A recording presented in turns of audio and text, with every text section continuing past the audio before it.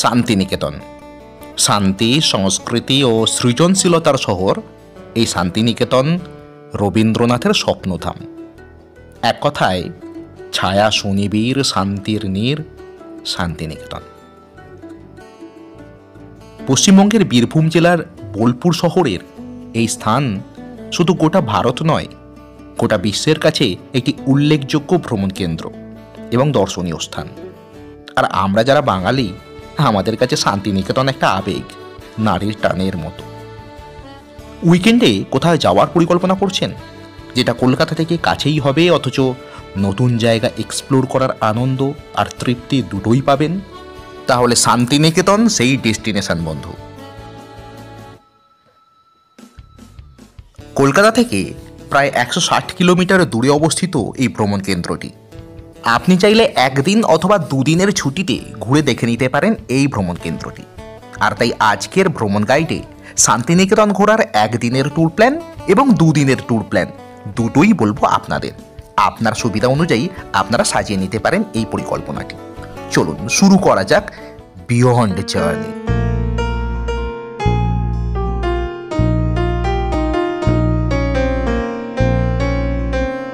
শান্তিনিকেতনের ভ্রমণযাত্রা শুরু করার বেস্ট লোকেশন হাওড়া স্টেশন।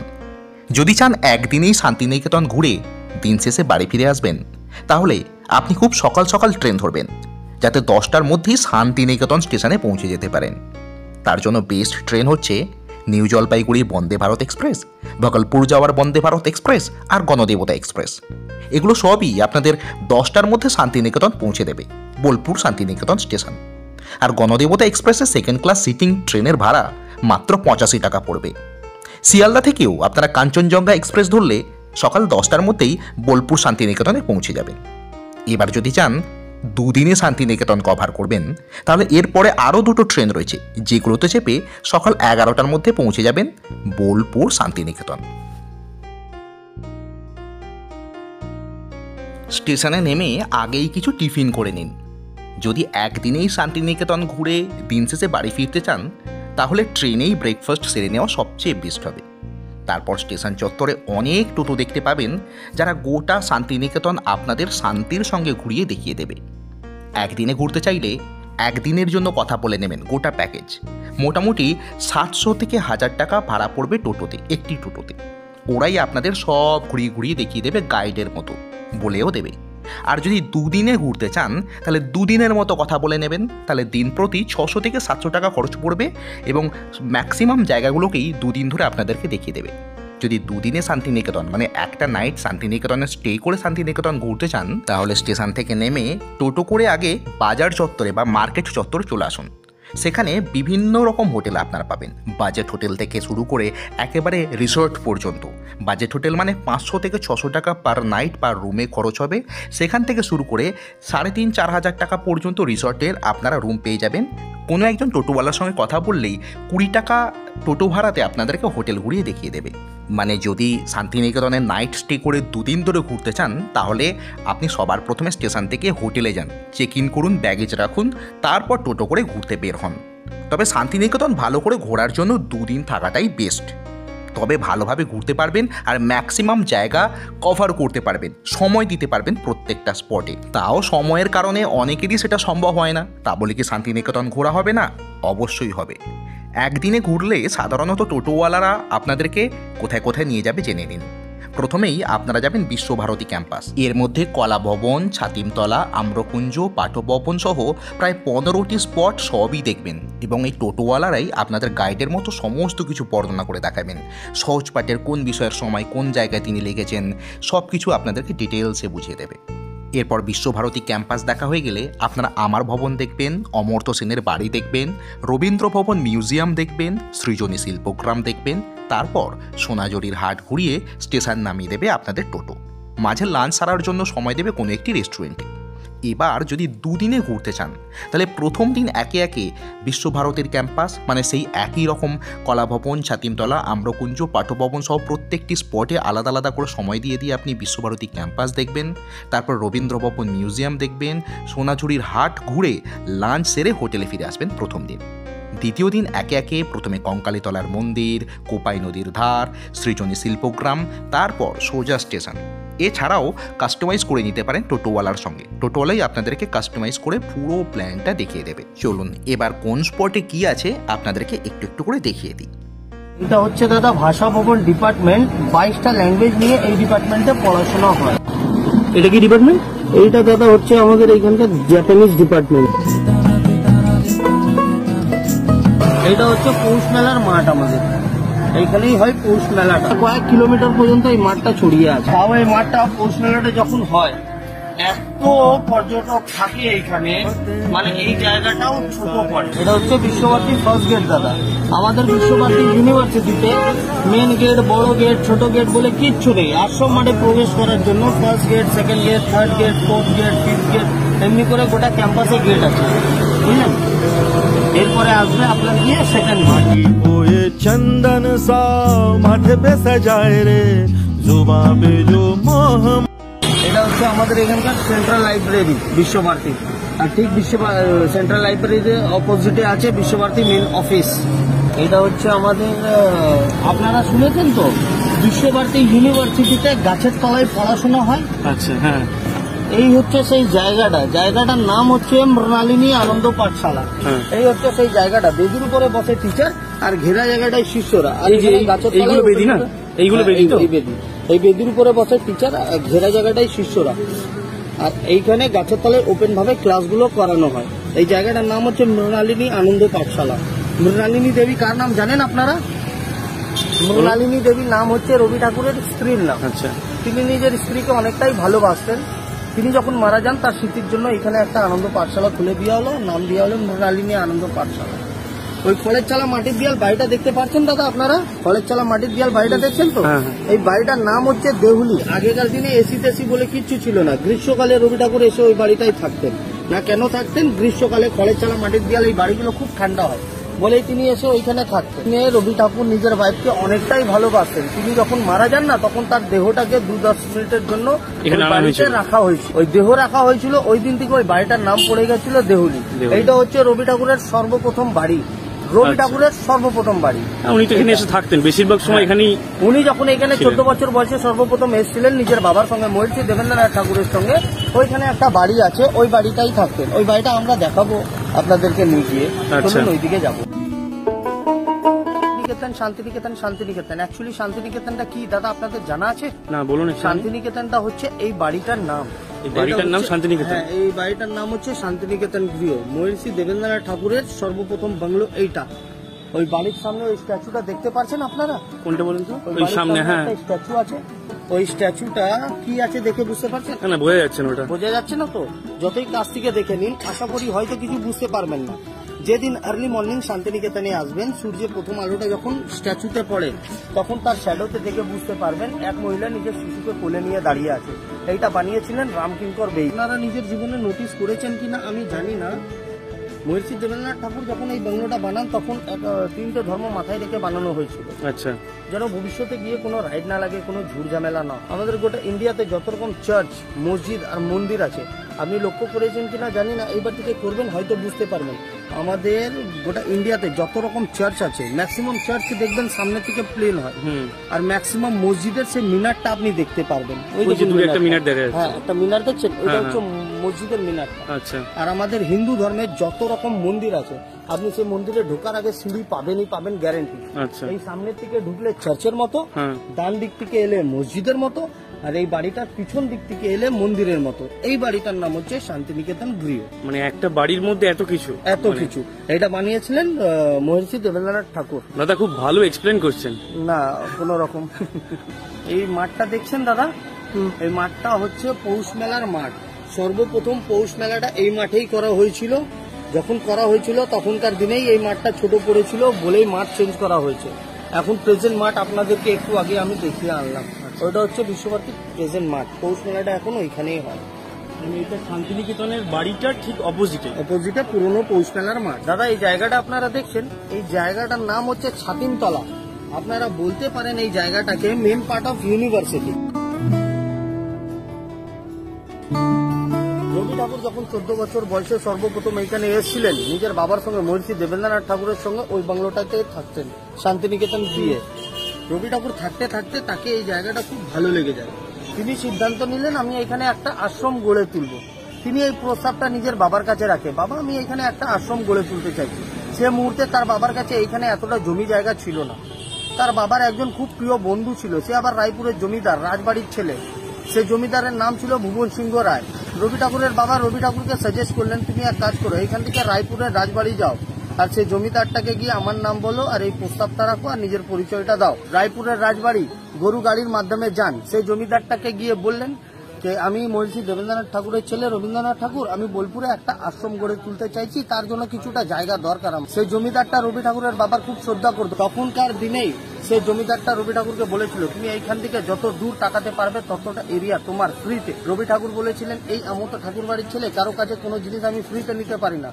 তখনকার দিনেই রবি ঠাকুর ওইখান থেকে 3600 বড় বিঘা এরিয়া পর্যন্ত টাকাতে পেয়েছিলেন, আর ওনার কাছ থেকে 1 টাকা দিয়ে 20 বিঘা এরিয়া কিনে নি। এই গোটা আশ্রম মাঠটার সাইজ হচ্ছে 20 বিঘা এরিয়া। রবি ঠাকুর একটা রক্তকরবী বলে নাটক করেছে, সেই নাটকটা এই বাড়িতে করা হয়েছিল। বাড়িটার নাম হচ্ছে নাট্যগৃহ, নাট্যভবনও বলা হয়। দাদা এই বাড়িটা দেখছেন, এই বাড়িটার নাম হচ্ছে উত্তরায়ণ। এইটাই হচ্ছে রবি ঠাকুরের মেন প্যালেস। রবি ঠাকুর যখন বেঁচে ছিলেন তখন এই বাড়িটাতে থাকতেন, তিনি যখন মারা গেলেন তখন এইটাকেই মিউজিয়াম বানিয়ে দেওয়া হলো। এর নাম হচ্ছে উত্তরায়ণ। এর পাশাপাশি আরো 4টে বাংলো আছে, এর ভিতরে টোটাল 5টা বাংলো আর একটা একতলা বাড়ি আছে। নামগুলো শুনবেন, উত্তরায়ণ, উদয়ন, উদিচি, শ্যামলী, কোণার্ক, পুনশ্চর। এটা হচ্ছে মেন গেট এই মিউজিয়াম ঢোকার, আর এটা হচ্ছে রবীন্দ্র ভবনের বোর্ড। আর এর পাশেরটা হচ্ছে এই জানলা লাগানো আছে, এটা হচ্ছে টিকিট কাউন্টার। তো এবার আমরা চলে এলাম রবীন্দ্র ভবন মিউজিয়ামে। এখানে এন্ট্রি ফিজ 100 টাকা করে এবং স্টুডেন্ট আইডি থাকলে 10 টাকা করে। ভিতরে ক্যামেরা তো অ্যালাউ নেই, তাই আমরা এন্ট্রিটাই এখান থেকে তুলতে পারলাম। এখানে কিন্তু রবীন্দ্রনাথ ঠাকুরের স্মৃতি বিজড়িত বহু নিদর্শন রয়েছে। সত্যি যারা রবীন্দ্র সাহিত্য নিয়ে পড়াশোনা করছে তাদের জন্য তো আদর্শ জায়গা। এবার চলে আসুন সৃজনী শিল্পগ্রামে। সত্যি শিল্পকে নিয়ে যে একটা পুরো গ্রাম তৈরি করা যেতে পারে এবং শিল্পের সমস্ত নিদর্শনকে এত উৎকৃষ্টতার সঙ্গে এখানে উপস্থাপিত করা যেতে পারে, এখানে না এলে অনেকটাই অজানা থেকে যেত এই তথ্যটা। এই সৃজনী শিল্পগ্রামটি গোটাটাই নির্মাণ করা হয়েছে বিশ্বভারতীর কলাভবনের বিভিন্ন ছাত্রছাত্রী এবং কলাকুশলী শিক্ষক শিক্ষিকাদের মিলিত যৌথ প্রয়াসে। আর সবচেয়ে ইন্টারেস্টিং ব্যাপার হচ্ছে এই সৃজনী শিল্পগ্রামের ভিতরে ভারতবর্ষের প্রায় 14টি রাজ্যের সংস্কৃতিকে তুলে ধরা হয়েছে 14টি ঘরের মাধ্যমে। এবং সেই ঘরগুলোতে গেলে সেই রাজ্যের সংস্কৃতির নিদর্শন যেমন মেলে ঠিক তেমনি মেলে মাটির টান। So this is a must visit place if you want to visit Santiniketan.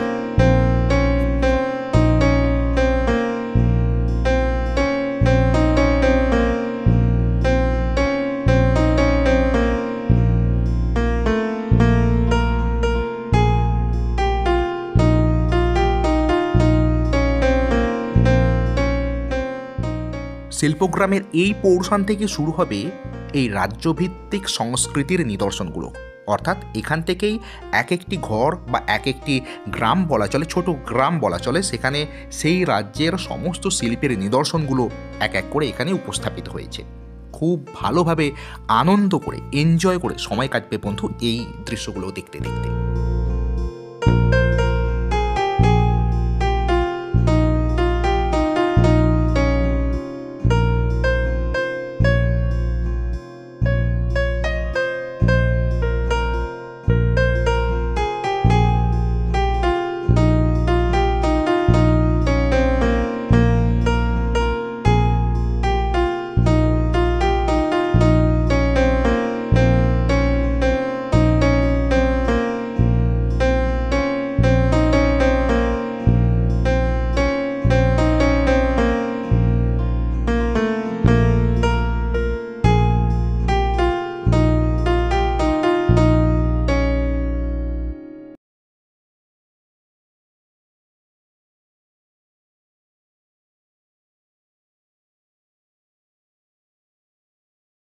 শিল্পগ্রামের ভিতরেই পূর্ব প্রান্তে এই জায়গাটাতে আপনারা বিভিন্ন পোশাকের দোকান, গিফট আইটেমের দোকান, হ্যান্ডিক্রাফটসের দোকান এসব দেখতে পাবেন। আমরা সোনাঝুরির হাটের সঙ্গে দামপত্র কম্পেয়ার করে দেখেছি, মোটামুটি ন্যায্য দামই রয়েছে, মানে এখান থেকে চাইলেও আপনারা ক্রয় করতে পারবেন।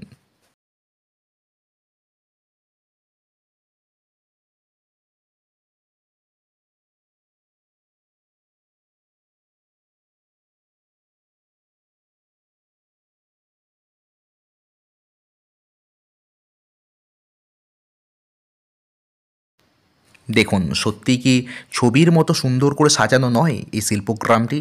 ঘুরে ঘুরে দেখতে প্রায় ঘন্টা দুয়েক সময় আপনাদের কেটেই যাবে কখন। আর ভিতরে যখন আপনারা বাউল গানের টান শুনতে পাবেন, আর সেটাতেই আপনাদের ভ্রমণ সার্থক হয়েছে নিজেদের মনেই হবে।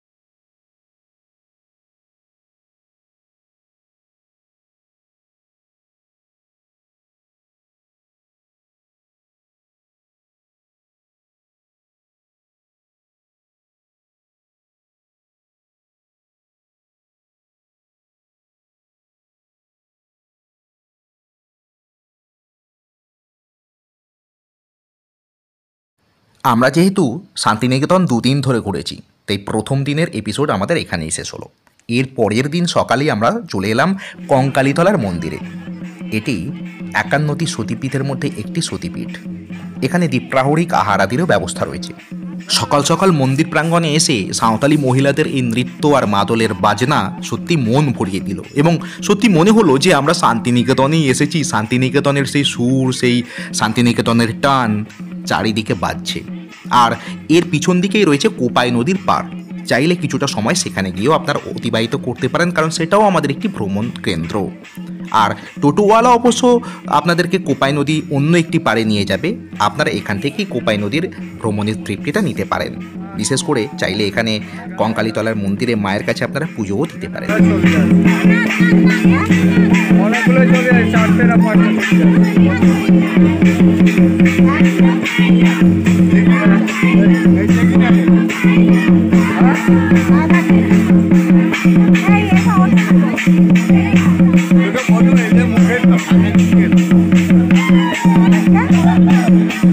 এরপর আমরা চলে এলাম বহু প্রতীক্ষিত সোনাঝুরির হাটে।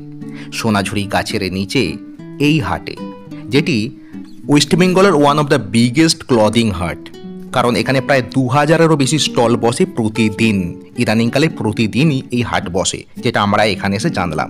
আপনারা চাইলে বাংলার বিভিন্ন ঘরানার শাড়ি, যেমন বালুচুরি, জামদানি, তাঁত, এইগুলো থেকে শুরু করে ভারতবর্ষের বিভিন্ন রাজ্যের বিভিন্ন কালচারের শাড়ি, টি শার্ট, এই সমস্ত কিছু ক্লদিং এখান থেকে কিনতে পারবেন দরদাম করে কিনতে হবে, যেটা এসেই বুঝলাম, কারণ প্রাইসটা যে কোনো হাটে যেমন হয়ে থাকে প্রাইসটা ওরা একটু বেশিই বলে। আপনাদেরকে একটু বার্গেন করতে হবে, আপনার দামে পোষালে তখন কিনে নেবেন।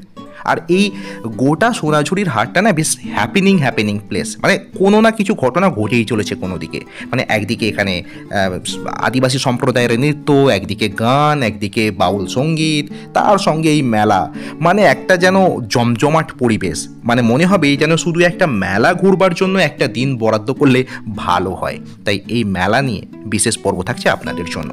এরপর আমরা চলে এসেছিলাম সঙ্গীত ভবনে, যেটা আমাদের বাকি রয়ে গিয়েছিল।